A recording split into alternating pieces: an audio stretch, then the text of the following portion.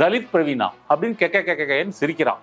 எவ்வளவு ஒரு திமிர் இருக்கணும். அப்ப தலித் பிரவீனான்றது உனக்கு ஒரு கேலிக்குரிய ஒரு சொல்லா இருக்குது. அடுத்து சவுக் சங்கர் என்ன குண்டை தூக்கி போடுறாருன்னா, இந்த பாலமுருகன் ஏற்கனவே 5-6 முறை சஸ்பெண்ட் செய்யப்பட்டவர் அப்படின்னு அடிச்சு சொல்றாரு. கேட்ட உடனே சவுக்கு வாசகர்கள் என்ன நினைக்கிறாங்க? சவுக்கு மீடியாவில் ஒரு 1 hour வீடியோ போட்டிருக்காங்க. 2 ஆமாஞ்சாமி தலைகளை வச்சுக்கிட்டு ஜேர்னலிஸ்டை பத்தி வகுப்பெடுக்கிறாருங்க. அவரு ஒரு புரோக்கர் ஜேர்னலிஸ்டை பத்தி எப்படி வகுப்பெடுக்க? இந்த 2 விவசாயிகள் ஈடி அலுவலகத்துக்கு போகும்போது இவங்களுக்கு ஆங்கிலம் தெரியாதுன்னு வழக்கறிஞரை கூட்டு போகும்போது, சட்டப்படி நீ வழக்கறிஞரை கூட்டு போக முடியாது, நீங்க தான் பேசணும், ஏன்னா அப்ப தமிழ் அதிகாரிகள் இருப்பாங்களான்னு அப்ப சொல்றாரு. அப்ப விசாரிக்கிறதுக்கு தமிழ் அதிகாரி இருப்பான், சம்மன் அனுப்புறதுக்கு தமிழ் அதிகாரி இருக்க மாட்டானா? பாரதிய ஜனதாவை எதிர்த்து கொண்டு ஒன்றிய அரசுடைய ஒரு அதிகாரி குரல் கொடுக்கிறாருன்னா கேலி செய்வனும்னா எவ்வளவு தூரம் நீ புரோக்கரா இருக்கிற? நீ ஜேர்னலிசம்னா என்னன்னு தெரியுமா? புரோக்கர் வேலையை பண்றது தான் அவர் ஜேர்னலிசம் சொல்றாரு. 2 ஏழை விவசாயிகள் முதியோர் பென்ஷன் வாங்கிட்டு இருக்கிறவங்க, தடியூண்டி நடக்கக்கூடிய முதியவர்கள், அவர்களை இவ்வளவு தூரம் சித்திரவதை செய்து எல்லாருடைய டாக்குமெண்ட்டையும் எடுத்துக்கிட்டு ஒரு பையில வச்சுக்கிட்டு சென்னைக்கு வரவழைத்து விசாரிக்க வேண்டிய அவசியம் என்ன? என்ஃபோர்ஸ்மெண்ட் டைரக்டரேட் அவரால் எழுதக்கூட தெரியாது அப்படின்னு அவர் சொல்றாரு. நான் என்ன கேட்கிறேன், என்ஃபோர்ஸ்மெண்ட் டைரக்டரேட் அமித்ஷா கிட்ட எழுத சொல்லுங்க, எழுத தெரியாது. மோடிட்ட எழுத சொல்லுங்க, எழுத தெரியாது. இப்ப 12 மாவட்ட செயலாளர் எதுக்கு வச்சிருக்கிறாங்க? ஒரு மாவட்ட செயலாளர் ரவுடிசம் பார்த்துக்கணும், ஒருத்தர் கட்ட பஞ்சாயத்து, ஒருத்தர் ரியல் எஸ்டேட்டு, ஒருத்தர் டொனேஷன் முதலாளிகிட்ட வாங்குறது, அது மாதிரி ஒரு மாவட்ட செயலாளர் ஈடி. அரண்சை நண்பர்களுக்கு வணக்கம். அரண்சை ஊடகம் சுயேட்சையாக இயங்குவதற்காகவே உருவாக்கப்பட்டது. நாம் செய்கிற வேலை உண்மையிலேயே மக்களுக்காக செய்கிறோம் என்பதை நீங்கள் நம்பினால், வாய்ப்பு இருந்தால் இந்த ரேசர் பே QR கோடுக்குள்ளே நீங்கள் அதை ஸ்கேன் பண்ணி எங்களுக்கு உங்களால் இயன்றதை விருப்பம் இருந்தால் ஆதரவு தெரிவிக்கலாம். அரண்சை நேயர்களுக்கு வணக்கம். நான் மதன் அறிவுலகன். இன்றைய நமது சிறப்பு விருந்தினர் தோழர் நாதன் அவர்கள். நிறைய விஷயங்கள் நம்ம விவாதிக்க இருக்கிறோம், அவரை வரவேற்கலாம். வணக்கம் தோழர். வணக்கம் தோழர். கண்ணையன் கிருஷ்ணன் 2 விவசாயிகள், அவர்கள் மீது ஈடி நடவடிக்கை அப்படின்றது அவர் நானே அதை விரும்பலை, ஒருவேளை நடவடிக்கை எடுத்தால் நானே போய் தர்ணா பண்ணுவேன், ஆனால் நீங்கள் என்ன பண்ணுறீங்க, ஒரு அப்பாவி ஒரு கட்சியுடைய ஒரு நிர்வாகி, அவரை வச்சுக்கிட்டு நீங்கள் பேசுகிறீங்க. அவருக்கு இங்கிலீஷில் என்ஃபோர்ஸ்மெண்ட் டைரக்டர்னு எழுதி கொடுக்க சொன்னவரும் எழுத தெரியாது, ஒரு பாவம் நல்ல மனுஷன்தான், ஆனால் அவரை இதில் கோத்து விட்டு ஈடியையும் கலங்கப்படுத்துறீங்க, கட்சியும் கலங்கப்படுத்து, இது சரியானு கேட்குறாரு. என்ஃபோர்ஸ்மெண்ட் டைரக்டரேட் அவரால் எழுதக்கூட தெரியாது அப்படின்னு அவர் சொல்றாரு. நான் என்ன கேட்குறேன், என்ஃபோர்ஸ்மெண்ட் டைரக்டரேட் அமித்ஷா கிட்ட எழுத சொல்லுங்க, எழுத தெரியாது. மோடிட்ட எழுத சொல்லுங்க, எழுத தெரியாது. இப்போ என்ஃபோர்ஸ்மெண்ட் டைரக்டரேட்டை எழுத தெரியுமா தெரியாதா என்பது பிரச்சனை இல்லை. அமலாக்கத்துறைன்னு சொல்லிட்டு போங்க. அமலாக்கத்துறை தமிழில் அது பொருத்தமாக தானே இருக்குது. இப்போ குணசேகரன் யாருடைய இன்ட்ரெஸ்டுக்காகவோ அந்த 6.5 ஏக்கர் நிலத்தை ஒரு பெரிய அது கல்வராயன் மலைக்கு கீழே இயற்கை எழில் சூழ இருக்கக்கூடிய ஒரு அருமையான இடம் என்று சொல்கிறார்கள். அப்போ ஒரு பெரிய கை பாரதிய ஜனதாவினோட உதவியோட அதை கைப்பற்ற முனைகிறார்கள். அதுக்கு ஒரு சில்லற பஞ்சாயத்தா குணசேகரன் பயன்பட்டிருக்கிறார். இல்லைன்னா குணசேகரன் தான் இந்த விவசாயிகள் மேல புகார் கொடுத்து ஈடி வரைக்கும் ஒரு கனெக்ஷன் உருவாக்குறதுக்கு காரணமா இருந்திருக்கிறாரு. குணசேகரனுக்கு ஈடி ஆபீஸ் எங்க இருக்கு, என்ஃபோர்ஸ்மெண்ட் டைரக்டரேட் எங்க இருக்குன்றலாம் தெரியாம இருக்கலாம். ஆனால் இது பாரதிய ஜனதா சேனல் வழியா தான் நடந்திருக்கிறது. அவங்களும் கம்ப்ளைண்ட் கொடுத்துருக்காங்க. இப்போ ஈடியும் வழக்கு வாபஸ் வாங்கிட்டாங்களே. வாபஸ் வாங்கிட்டாங்கன்னு அதிகாரப்பூர்வமா அறிவிக்கல. இந்துஸ்தான் டைம்ஸ்ல வந்த செய்தியின்படி அனானிமஸான ஒரு ஈடி அதிகாரி தெரிவித்திருக்கிறார் என்றுதான் சொல்கிறார்களே தவிர, ஈடியை பொறுத்த வரைக்கும் நீங்க பழைய கால வரலாறுலாம் எடுத்துங்க. எதுக்கு கேஸ் போட்டாங்க, என்ன அதுல அவங்க திரும்ப தொடர்ச்சி காமிச்சாங்க அப்படின்றது மர்மமாவே இருக்கும். அந்த கேஸ் தீர்த்து வைக்கப்படாது, பெண்டிங்லேயே இருக்கும். நீ வருமான வரித்துறைக்கும் அது பொருந்தும். இப்போ ஜெயலலிதா உயிரோடு இருக்கும்போது சேலத்தில் கண்டெய்னராக பணத்தை பிடிச்சாங்க. அது நம்ம அஜித் படத்தில் பார்த்த மாதிரி முழு லோடு கண்டெய்னர் ஃபுல்லாக கரன்சி இருக்குது. இப்போ அந்த கேஸ் என்னாச்சு? இப்போ ராமமோகன் ராவ் தலைமைச் செயலகத்தில் போய் ரைடு பண்ணாங்களே, அந்த கேஸ் என்னாச்சு? இப்படி பல கேஸ் எடுத்து பார்த்தீங்கன்னா வருமான வரித்துறையோ ஈடியோ அவங்க கேஸ் போட்டதோ அது பெண்டிங்கில் அப்படியே இருக்கும். எப்போ வேணால் நீங்கள் செஞ்சுக்கலாம். இப்போ செந்தில் பாலாஜிக்கு நீங்கள் முன்னாடி அதிமுக ஆட்சியில் நடந்த இதுக்கு தானே இப்போ போட்டிருக்கிறாங்க.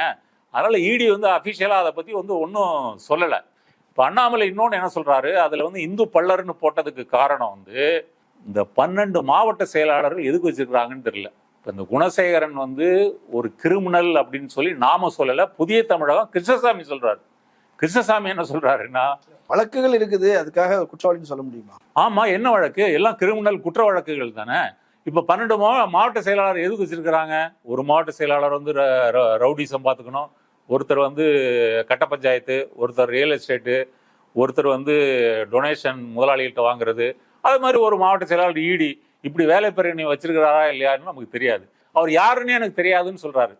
10ஆம் கிளாஸ் தான் படிச்சிருக்கிறாரு, இங்கிலீஷ் எழுத தெரியாதுன்னு சொல்லிட்டு தற்கொலை முன்னான்னு மறைமுகமாக வந்து அவர் சொல்றாரு. இப்போ பாரதிய ஜனதா பொறுத்த வரைக்கும் வர்றவனுக்கெல்லாம் போஸ்டிங் கொடுத்துட்டு அவங்கள வந்து பாராட்டி சீராட்டி வந்து அவங்க வந்து தங்கள் தொழில் வளத்தை வந்து பெருக்கிக் கொள்வதற்கான இதுதான் இந்த மெத்தடு. இப்போ இன்னொன்று அண்ணாமலை வந்து என்ன சொல்றாரு, வட இந்திய அதிகாரிகளுக்கு தமிழ்நாட்டில் வந்து சாதி வந்து பின்னோட்டில் வந்து இருக்காது என்ற விஷயம் வந்து அவங்களுக்கு தெரியாது, அதனால இந்து பல்லர்னு போட்டு அட்ரஸில் போட்டு அனுப்பிட்டாங்க. ரெண்டாவது, வனத்துறையினுடைய அந்த எஃப்ஐஆர்லேயே வந்து சாதி என்ற காலத்தில் வந்து இந்து பல்லர்னு இருக்குது, அதை காப்பி பண்ணி போட்டாங்க. அவங்களுக்கு தமிழ் தெரியாது. தமிழ்நாட்டில் நம்ம சாதி பேர் போடுறது நம்மளால வந்து இல்லை. இப்போ நம்ம அண்ணாமலை கவுண்டர், அண்ணாமலை செட்டியார், அண்ணாமலை முதலியார், உண்மை வந்து வெளியே வந்துடுது, அண்ணாமலை கவுண்டர் வந்துடுது. அப்புறம் சுதாரிச்சுட்டு அது மட்டும் சொன்னா பிரச்சனை, முதலியார் செட்டியார்னு சேர்த்துக்கிறாரு. இது பாரதிய ஜனதா தான் இது பின்னணியில் இருக்கிறது. இப்போ சமூக வலைத்தளங்களையும் மீடியாலையும் வச்சு அடின்னு அடித்த பிறகு அவங்க இதை எப்படியாவது முடிச்சு விடலான்ற முடிவுக்கு வந்துட்டாங்கன்றதான் இந்துஸ்தான் டைம்ஸ் அந்த செய்தியின்படி நமக்கு வந்து தெரிகிறது. அதுவும் அஃபிஷியலாக அவங்க வந்து சொல்லலை. பேங்க் அக்கௌண்ட் கொடுங்க, ஆதார் கார்டு கொடுங்க, இவ்வளவு தானே. இது சாதாரண ஒரு விசாரணை முறை தானே. இதில் என்ன அநீதி நடந்துருச்சுன்னு இப்படி கடந்து பஞ்சாயத்து 3 நாளாக ஓடுது அப்படின்னு அவர் ஆதங்கப்படுறாரு. எதுக்காக இதெல்லாம் கேட்கணும்? எதுக்கு அந்த அந்த விவசாயி அந்த கிராமத்தை சேர்ந்த ஒருத்தர் வந்து சத்தியம் டிவியில் பார்த்தேன், கிட்டத்தட்ட 50 டாக்குமெண்ட் எடுத்துகிட்டு போயிருக்கிறாங்க. இவங்களுடைய டாக்குமெண்ட் மட்டும் இல்லை, இவங்களுடைய மகனு, சொந்தக்காரங்க எல்லாத்தையும் கேட்டிருக்கிறாங்க. அப்போ ஒரு 2 ஏழை விவசாயிகள் முதியோர் பென்ஷன் வாங்கிட்டு இருக்கிறவங்க, தடியூண்டி நடக்கக்கூடிய முதியவர்கள், அவர்களை இவ்வளவு தூரம் சித்திரவதை செய்து எல்லாருடைய டாக்குமெண்ட்டையும் எடுத்துக்கிட்டு ஒரு பையில வந்து வச்சுக்கிட்டு சென்னைக்கு வரவழைத்து விசாரிக்க வேண்டிய அவசியம் என்ன?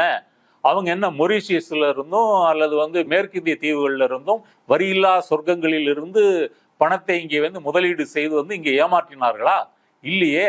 அவங்க மேல எந்த குற்றச்சாட்டு இல்லை, எந்த முகாந்திரமும் இல்லை. அவங்க நிலங்களை அபகரிப்பதற்கு ஒரு மிரட்டல், இவங்க வந்து காட்டெருமைகளை கொண்டு விட்டார்கள், அதுவும் தீர்த்து வைக்கப்பட்ட வழக்கு. 6 மாசத்துக்கு முன்னாடி உள்ள கேஸை வந்து இப்போ தூக்கி வச்சுட்டு பேசுறீங்க அப்படின்னா இதுக்கு பின்னாடி உளவுத்துறை இருக்குது. தமிழ்நாடு உளவுத்துறை ஈடிக்கு எதிராக ஒரு ஒரு அவங்கள வந்து டேமேஜ் பண்ற மாதிரி ஒரு இதை உருவாக்குறாங்க. இதுல சதி இருக்குதுன்னு சொல்றாங்க. இதுல என்ன சதி இருக்கு?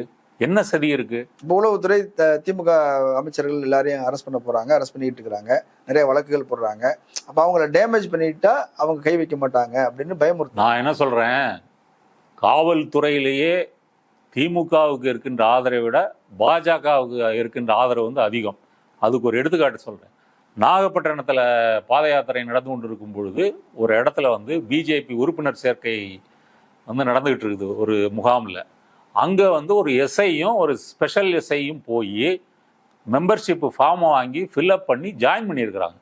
உங்களால் நம்ப முடியுதா? காவல் ஆய்வாளர், சிறப்பு காவல் ஆய்வாளர் 2 பேர் ஃபார்ம் ஃபில்அப் பண்ணி வந்து சேர்ந்துருக்கிறாங்க. இது வீடியோ எடுத்து வைரல் ஆகிருக்குது.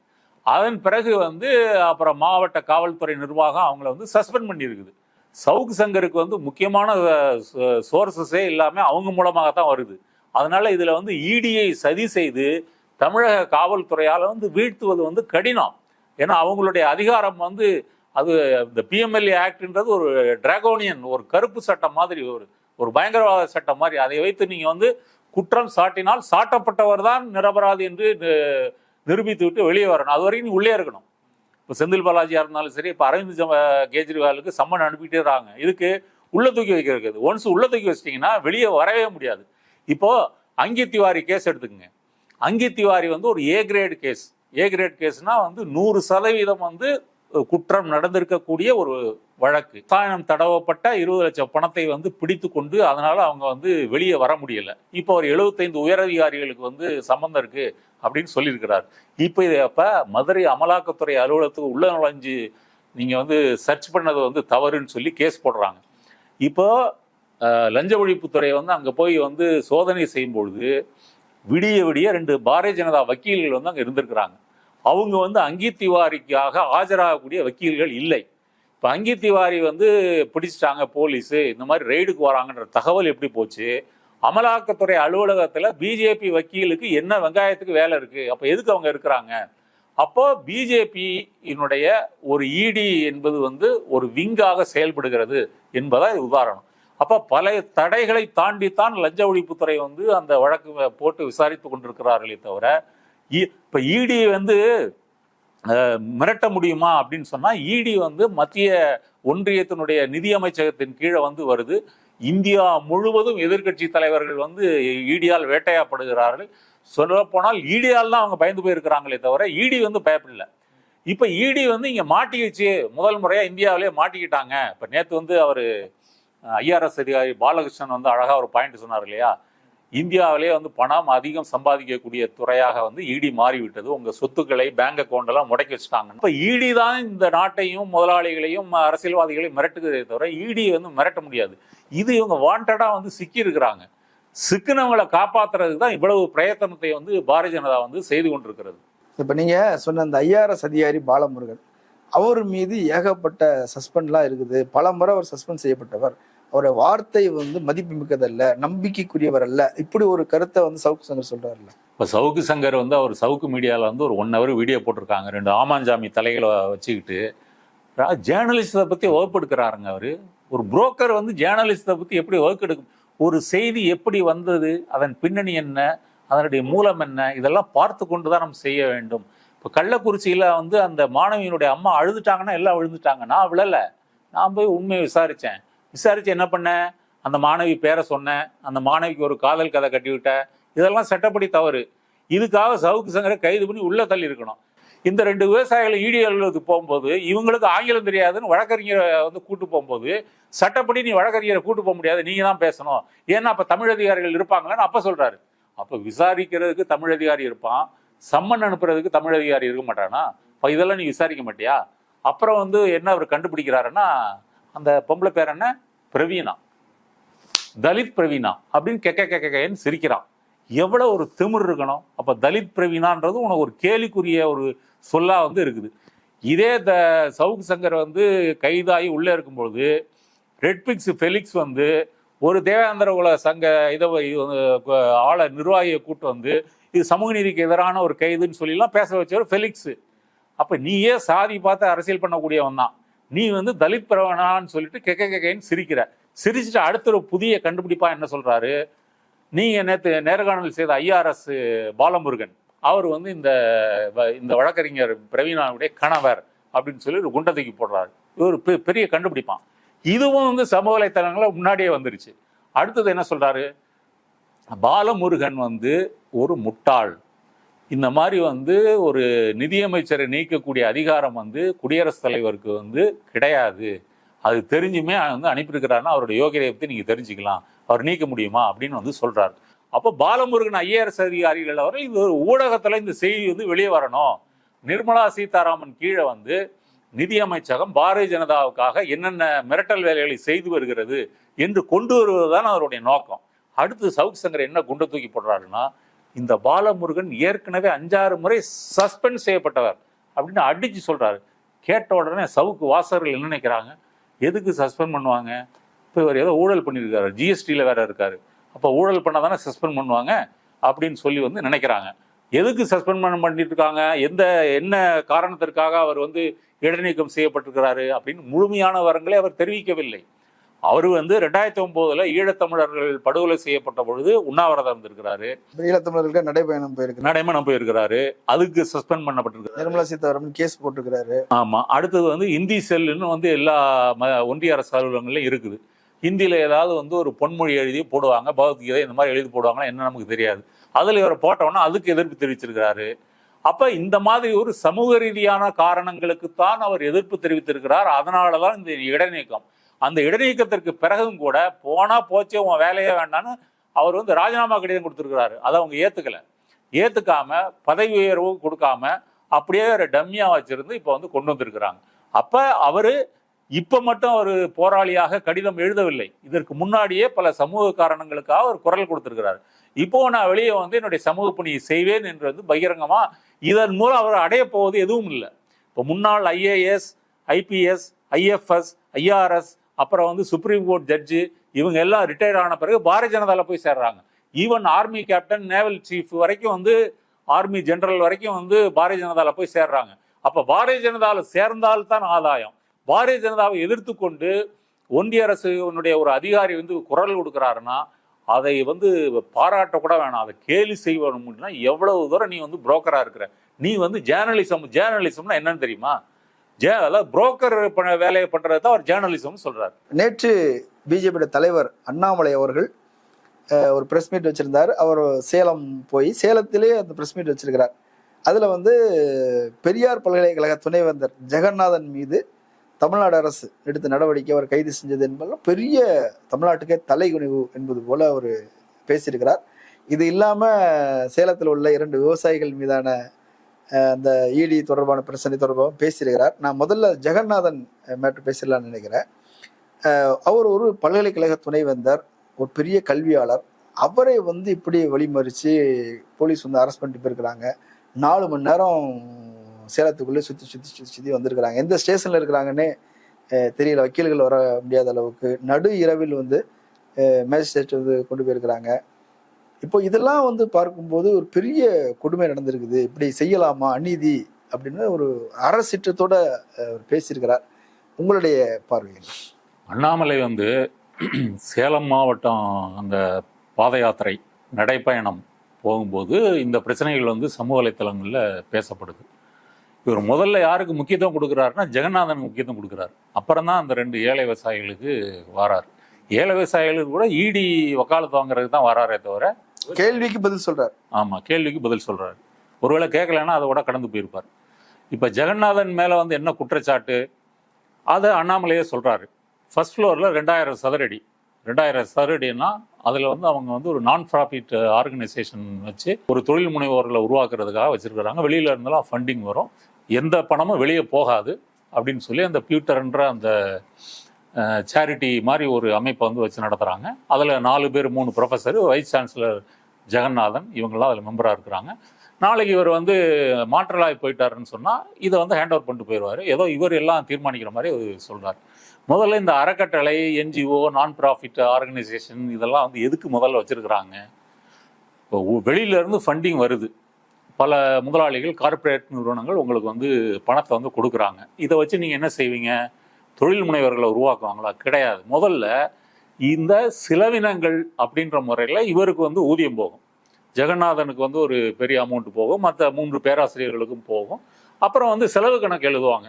ஆட்டுக்கு அல்வா வாங்கி போட்டோம், எருமை மாடை ஏரோப்ளேனில் கூட்டு போனோம், இப்படிலாம் செலவு கணக்கு எழுதி துட்டடிக்கிறதுக்கான ஒரு வேலை தான் வந்து இந்த பியூட்டர்ன்ற ஒரு அமைப்பு. இதை பல்கலைக்கழகத்தில் ஆரம்பித்தது தவறு. நீங்கள் இந்த மாதிரி தொழில் முனைவர்களை உருவாக்கணும் அப்படின்னு சொன்னால் நீங்கள் அரசு ஒப்புதலோட நீங்கள் வந்து வெளியே அந்த மாதிரி முயற்சிகள் ஏற்கொள்ள பண்ணுமே தவிர, பல்கலைக்கழக வளாகத்தில் அந்த இடத்துல ஒரு அறக்கட்டளை மாதிரி ஒன்று உருவாக்கி நீங்கள் சம்பாதிப்பதற்கு ஒரு முகாந்திரம் ஏற்படுத்தி கொண்டிருக்கிறீர்கள் அப்படின்றதான் இதனுடைய குற்றச்சாட்டு. அப்போ இதில் வந்து குற்றம் இல்லை, நியாயம் இல்லைன்னா கோர்ட்டில் நீங்கள் வந்து வாதாடுங்க, வக்கீலை வச்சு வாதாடுங்க. அப்போ இந்த புகார் எடுத்து இதை விசாரிப்பதற்கு போலீஸுக்கு அதிகாரம் இருக்கிறதா இல்லையான்னா இருக்கிறது. இதில் ஒரு முகாந்திரம் வந்து இருக்குது. ஏற்கனவே ஒரு பதவியில் இருக்கிறீங்க, அரசு பதவியில் இருக்கிறீங்க, வைஸ் சான்சலராக இருக்கிறீங்க, அதுக்கு ஒரு சம்பளம் வாங்குறீங்க. இன்னொரு நிறுவனத்தில் போய் நீங்கள் சம்பளம் வாங்கக்கூடிய ஒரு இதை நீங்களே உருவாக்குறீங்க. அப்போ இதை வந்து விசாரிக்க வேண்டியது காவல்துறை, தமிழக அரசினுடைய பொறுப்பு. இது சரியானது. சரி, விசாரிங்க. அதுக்காக வந்து இப்படி வந்து மாணவர்கள் முன்னாடி கைது செய்யணுமா அப்படின்னு ஒன்று இருக்குல்ல? ஆமாம், நீங்கள் இப்போ செந்தில் பாலாஜி வந்து விடிய அவரை வந்து சோதனை ஓட வச்சு அப்புறம் நடுராத்திரி வந்து நீங்கள் வந்து அவரை கைது பண்ணலை, பகல் முழுக்க சோதனைன்னு உட்கார வச்சுட்டு காலையில் வந்து சோதனை, நெஞ்சுவலின்னு சொன்னால் நடிக்கிறாரு, இதெல்லாம் சொன்னீங்களே. அப்போ அண்ணாமலை ஒன்றும் பொங்கலையே. இவர் வந்து ஹார்ட் சர்ஜரி பண்ணியிருக்கிறாரு, அவருக்கு இது இருக்குது, இவரே மருத்துவமனையை கூட்டு போய் எல்லாம் செக் பண்ணிவிட்டு பேராமீட்டர்ஸ் எல்லாம் ஓகே அப்படின்ற முறையில் தான் வந்து போயிருக்கிறாங்க. இவர் வந்து காப்பாற்றுவதற்கு அண்ணாமலையுடைய நோக்கம் வந்து என்ன? இவர் வந்து ஒரு சங்கி. தமிழ்நாட்டுடைய பல்கலைக்கழகங்கள் எல்லாமே வந்து கவர்னர் ஆர்.என். ரவியினுடைய கண்ட்ரோலில் இருக்கணும் அப்படின்றதுக்காக ஆளுநர் தொடர்ந்து முயற்சி செய்கிறார். அப்படி கொண்டு வரப்பட்ட சங்கி தான் இந்த ஜெகநாதன். பெரியார் பல்கலைக்கழகத்திலேயே பெரியாரை பற்றிய நூல் எழுதிய ஒரு பேராசிரியரை இவர் வந்து சஸ்பெண்ட் பண்ணியிருக்கிறாரு. சுப்பிரமணியன் என்ற பேராசிரியரை. இப்ப பெரியார் பல்கலைக்கழகத்துல இருந்துட்டு பெரியாரை பத்தி புத்தகம் எழுதாம கோட்சேவை பத்தியா புத்தகம் எழுத முடியும்? அனுமதி வாங்கி எழுதியிருக்கணும்னு சொல்றாங்க. என்ன அனுமதி வாங்கணும்? அப்ப எதுக்கு அப்ப பெரியாருன்னு பேரே மாத்துங்க. இப்ப பெரியார் தமிழ்நாட்டில் தடை செய்யப்பட்டவரா? பெரியாருடைய கருத்துக்கள், புத்தகங்கள், அவருடைய பேச்சுக்கள், உரைகள்லாம் தடை செய்யப்பட்டிருக்குதா? ஊருக்குறா அவருடைய சிலை இருக்குது. தமிழக அரசு மரியாதை செய்து திராவிட மாடல்னு சொல்லிட்டு பெரியார் கொள்கைன்னு தான் பேசுறாங்க. இப்படி இருக்கும்போது பெரியாரை பற்றி நூல் எழுதுறதுக்காக சஸ்பெண்ட் பண்ணக்கூடிய அளவுக்கு சங்கியாக இவர் இருக்கிறார். இன்னொரு முகம் இவர் ஊழல் செய்வதற்காக இந்த மாதிரி இந்த பியூட்டர் நிறுவனத்தையும் வந்து ஆரம்பிச்சிருக்கிறார். இல்ல, ஊழல் செய்கிறார் அப்படின்றது நிரூபிக்கப்படலையே. முகாந்திரம் இருக்க. நீங்க ஒரு அரசு சம்பளம் வந்து ஒரு போஸ்டிங்ல வாங்கிட்டு இன்னொன்னு நீங்க தனியா வந்து அதே பல்கலைக்கழக வளாகத்துல ஆரம்பிப்பதற்கு உங்களுக்கு யார் ரைட்டு கொடுத்தது? ஆர்.என். ரவி கொடுத்தாரா? யாரு கொடுத்தாரு உங்களுக்கு? துணைவேந்தர்கள் கவர்னருடைய கட்டுப்பாட்டில் இருக்கிறாங்க. அவர் தனியாக கூட்டு மீட்டிங் போறார், அவர் இன்ஸ்ட்ரக்ஷன் கொடுக்குறார், நிர்வாகம் பண்றார். தமிழ்நாடு அரசு உள்ள தலையிட முடியல. இப்ப அந்த கோவத்துல பழி வாங்குற வேலையை செய்யறாங்களோ? இல்ல, பழி வாங்குறது அப்படின்றதே இதுல வந்து கிடையாது. இதுல வந்து ஆளுநர் வந்து தமிழக அரசு வந்து அங்க ஆளுநருக்கு அனுப்பியிருக்கிற மசோதாக்கள், இந்த பல்கலைக்கழகங்கள் துணைவேந்தர் உள்ளிட்டு பல மசோதாக்களை அவர் கிடப்பில் போட்டு அவரை காலதாமதம் செய்து இழுத்தடிக்கின்ற வேலையை தான் ஆளுநர் தொடர்ந்து செஞ்சிட்டு இருக்கிறார். அப்போ தமிழக அரசினுடைய உயர்கல்வித்துறை வந்து என்ன மாற்றங்களும் செய்வதற்கும் வந்து இந்த ஆளுநர் வந்து தடையா இருக்கிறார். இவர் தனியா ஊட்டியில மீட்டிங் போட்டு எல்லாரையும் வர சொல்றாரு. வைஸ் சான்சலர், பதிவாளர் இவங்கெல்லாம் வர சொல்றாரு. இப்ப சேலம் பெரியார் யூனிவர்சிட்டியில ரெஜிஸ்ட்ரார் வந்து போட முடியல. அதை அவர் ஒத்துக்க மாட்டேன்றாரு. ஏன்னா இதை வந்து எங்க RSS அப்ரூவ் பண்ணாதான் நான் அந்த பதிவாளர் பதவி வந்து அப்ரூவ் பண்ணுவேன், R.N. ரவி அப்ரூவ் பண்ணாதான் பண்ணுவேன் மறைமுகமாக மிரட்டுகிறார். நீங்க சஜஸ்ட் பண்றால நான் ஏத்துக்க முடியாதுன்னு சொல்றாரு. எப்படி நீங்க சொல்ல முடியும்? உயர்கல்வித்துறை வந்து யாருடைய கண்ட்ரோல்ல இருக்கு? மாநில அரசுடைய கண்ட்ரோல்ல தான் இருக்கு. அப்ப மாநில அரசு தான் அதை தீர்மானிக்க முடியும். அவர் தானே வேந்தர். அவர் வேந்தர் தாங்க. அவர் வேந்தர் இருந்தாலும் அவர் வந்து மாநில அரசுக்கு கட்டுப்பட்டவரா இல்லையா? மாநில அரசு தானே அதுக்கு செலவழிக்குது, பணம்லாம் செலவழிக்குது. அப்படி இருக்கும்போது மாநில அரசுடைய இது அதிகாரத்துக்கு தான் அவர் கட்டுப்பட்டவர். அதற்கு தான் அவர் கட்டுப்பட்டவர் செயல்பட வேண்டும். இப்ப சூரப்பான ஒரு சங்கியை வந்து சென்னை அண்ணா யூனிவர்சிட்டியில வந்து பன்வாரிலால் புரோஹித் வந்து கொண்டு வந்தாரு. அவர் மேல ஊழல் குற்றச்சாட்டுன்னு சொல்லி வந்து நீதிபதி கமிஷன்லாம் போட்டு விசாரிச்சாங்களா இல்லையா? அப்போ நீங்க என்ன பாரதிய ஜனதாவுடைய நோக்கம் வந்து என்ன? கல்வித்துறையில சங்கிகளை வந்து புகுத்துவது. ஓரமாகவே அதுக்கு வந்து ஊழல் செய்வதற்கான ஏற்பாடுகளையும் வந்து செய்து கொள்ள வேண்டியது. இன்னொன்று, நீங்க வந்து மதுரை காமராஜ் பல்கலைக்கழகம் அருப்புக்கோட்டை நிர்மலா தேவி வழக்கு எடுத்துங்க. அப்போ பன்வாரிலால் புரோஹித் தானே வந்து கவர்னரு. அப்ப அந்த நிர்மலா தேவி வந்து என்ன சொன்னாங்க? போன்ல வந்து சில மாணவிகள் வந்து பெரிய இடத்துல இருந்து மனிதர்கள் வருகிறார்கள், அவங்கள்ட்ட நீங்க வந்து ஒத்திசைந்து போகணும், கொஞ்சம் அட்ஜஸ்ட் பண்ணிக்கணும் அப்படின்னு சொல்லி பாலியல் ரீதியாக மாணவிகளை வந்து அவர் துன்புறுத்தல. அந்த கேஸெல்லாம் என்னாச்சு? வந்து என் பொறுப்புல நான் என்னுடைய கண்காணிப்புல நான் விசாரிக்கிறேன்னு சொல்லிட்டாருல்ல. எங்க விசாரிச்சாரு? அவரே அவரு ஆளுநர் மாளிகை மேலே குற்றம் சாட்டப்பட்ட பிறகு அவரே நீதிபதியா இருந்து எப்படி விசாரிக்க முடியும்? அது போலீஸ் தானே விசாரிக்க முடியும். அப்போ இவர்கள் உயர்கல்வித்துறையில இருந்து அந்த அருப்புக்கோட்டை நிர்மலா தேவியா இருக்கட்டும், ஜெகநாதனா இருக்கட்டும், சூரப்பாவா இருக்கட்டும், இவர்களுடைய வண்டவாளங்கள்லாம் வெளியே வந்துகிட்டு இருக்குது. இப்போ தமிழக அரசு இது கடுமையாக நடவடிக்கை எடுத்து இந்த உயர்கல்வித்துறையை தன்னுடைய கட்டுப்பாட்டில் கொண்டு வரவில்லை என்றால் இந்த பல்கலைக்கழகங்கள் முழுவதும் சங்கிகளுடைய கட்டுப்பாட்டுக்கு போய்விடும். துணைவேந்தரே இந்த மாதிரி அரசு பண்ணி தூக்கிட்டு போறாங்க அப்படின்னும் போது பிற பல்கலைக்கழகங்கள் உள்ள துணைவேந்தர்களுக்கு ஒரு பயம் வரும் இல்லையா? அப்புறம் அப்படி ஒரு அச்சுறுத்தல மாநில அரசு செய்யலாமான்னு ஒரு கேள்வி. நேர்மையா நடக்கிறவங்களுக்கு ஏங்க பயம் வரப்போகுது? மடியில வந்து கனம் இருந்தா தானே வழியில பயம் இருக்கும். அப்ப மற்ற துணைவேந்தர்கள்லாம் வந்து நீங்க ஆளுநரோட சேர்ந்து கொண்டு ஏதோ வந்து அவங்க வந்து தப்பு பண்றாங்கன்னு தானே அர்த்தம். தப்பு பண்ணலைன்னா ஏன் பயப்படணும்? தவறு செய்யாத ஒரு பல்கலைக்கழக துணைவேந்தரோ பதிவாளரோ எதற்காக பயப்படணும்? பயப்பட வேண்டிய அவசியம் இல்லையே. இப்போ இந்த வழக்குல பொன்முடியோடைய பர்சனல் இன்ட்ரெஸ்ட் ஒன்று இருக்குது அப்படின்றத அண்ணாமலை சொல்றாரு. அவர் வந்து ஒரு பகையாளியா பாக்குறாரு, போட்டியாளரா பாக்குறாரு, இவர் நினைச்சது செய்ய முடியலைங்கிற கோவத்துல பழி வாங்குறாரு. இப்படியான ஒரு விமர்சனத்தை சொல்றாரு இல்லையா அண்ணாமலை? இப்ப பொன்முடியே வந்து இப்ப தண்டனை நிறுத்தி வைப்பு 30 நாள் உச்ச நீதிமன்றத்துல வந்து மனு தாக்கல் செய்திருக்கிறார். அவருடைய நிலையே கேள்விக்குறியாக இருக்கிறது. 30 நாள் கழித்து சிறைக்கு போவாரா இல்லையான்னு. இப்படிப்பட்ட நிலையில அவர் எப்படி இதுல வந்து முடிவெடுக்க முடியும்? இன்றைக்கு அமைச்சரே இல்லை. அவர் உயர்நீதிமன்ற தீர்ப்பு வந்த பிறகே அவர் எம்எல்ஏ பதவியும் அமைச்சர் பதவியும் இழந்து விட்டார். அமைச்சர் பதவியை இழந்து விட்டவர் தன்னுடைய வீட்டில இருந்து போன் பண்ணி நீ வந்து ரிஜிஸ்ட்ரார் போடு அப்படின்னு வந்து சொல்ல முடியுமா? ஆகவே இந்த குற்றச்சாட்டு வந்து அடிப்படையற்றது. இது வந்து மாநில அரசு தன்னுடைய அதிகாரங்களை வந்து மீட்டெடுத்து உயர்கல்வித்துறையை சீரமைக்க வேண்டும் என்ற முயற்சியில் தான் இந்த வழக்கு போடப்பட்டிருக்கிறதே தவிர அண்ணாமலைக்கு இதுல வந்து காண்டியன்னா நம்ம சங்கிகள் எல்லாம் ஒவ்வொருத்தரா வந்து மாட்டுறாங்களே அப்படின்னு அதை காப்பாற்றுவதற்கான முயற்சி தான் அண்ணாமலையுடைய முயற்சி. சரியாக இவர்கள் இழிவுபடுத்தி இருக்கிறாரா இல்லையான்றது போலீஸ் விசாரணை செய்யட்டும். அண்ணாமலை வந்து இப்போ போலீஸா? அண்ணாமலை வந்து முன் ஐபிஎஸ் கர்நாடகாவில் இருக்கும்போது இப்போ வந்து பாரதிய ஜனதா வந்து லீடரு. இப்போ போட்டிருக்கிற கேஸ் வந்து போலீஸ் விசாரித்து அது நீதிமன்ற நடவடிக்கை எடுத்து அதில் வந்து என்னன்னு உண்மை தெரிய வரட்டும். அதுக்கு முன்னாடி முந்திரி கொட்டை மாதிரி நீங்க ஏன் வந்து முந்திக்கிறீங்க? இது முகாந்திரம் இருக்கிறதுனால அவங்க வழக்கு பதிவு செஞ்சிருக்கிறாங்க, விசாரிக்கிறாங்க. அதுலயே அவங்களுக்கு வந்து அவசரம் நான் கேட்கிறேன். நிறைய கருத்துக்களை, காத்திரமான விமர்சனங்களை சொல்லியிருக்கிறீங்க. மக்கள் அதை பரிசீலிக்கட்டும். கலந்து கொண்டு கருத்துக்களை பகிர்ந்தமைக்கு நன்றி. நன்றி. நேயர்களே, மற்றொரு விருந்தினரோடு மீண்டும் சந்திக்கலாம். நன்றி.